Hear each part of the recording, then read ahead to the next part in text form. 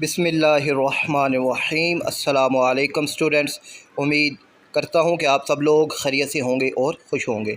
तो बच्चों, class 12th biology का एक पेपर मैंने पहले आपसे शेयर किया था। मुझे उम्मीद है कि वो पेपर आपने तैयार कर लिया होगा।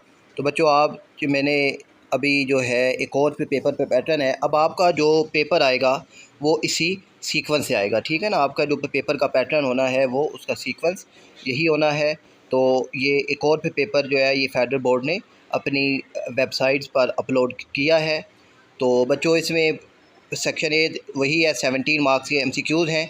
तो इन MCQs का जो सलूशन है वो इंशाल्लाह आप तक पहुंच जाएगा।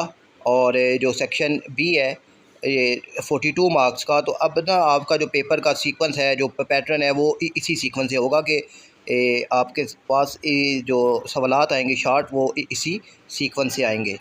तो आपने इनका जो पैटर्न है, जो सवालात हैं, ये अच्छे तरीके से ये वाले क्वेश्चन भी तैयार करने हैं।